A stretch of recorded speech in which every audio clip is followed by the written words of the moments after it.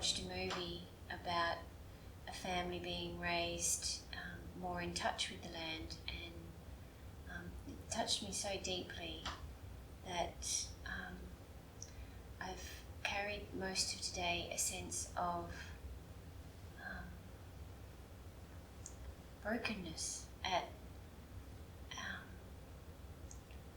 how I've been put together. You've lost your root. Yeah, you've lost your roots.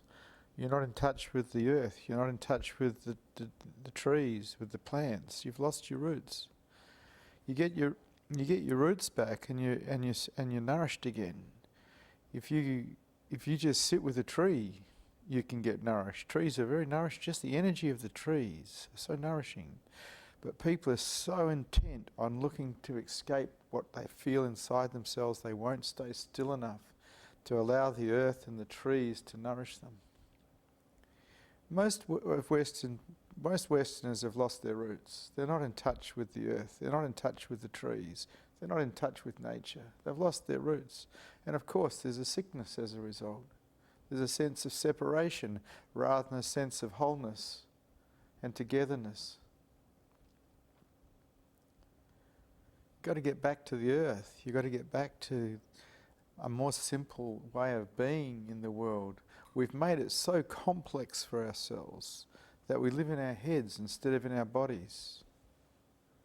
We're out of touch with our roots.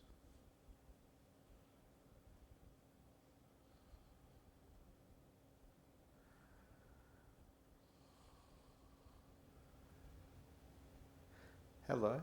Is that what you mean by becoming whole? Oh, becoming whole is a funny way of putting it. But just from the body's perspective, most people aren't even in touch with their own bodies. They're so locked in their own minds, in the dream of the tomorrow and before, and analysing, that they're not even in touch with their own bodies. They're so out of touch with their own physical nature, let alone the nature of the earth or the nature of the trees, the nature of the plants, the animals. They're so disconnected. And this disconnection creates mental illness. When you can connect back to the earth, when you connect with the trees, there is such a nourishment, such a wholesomeness.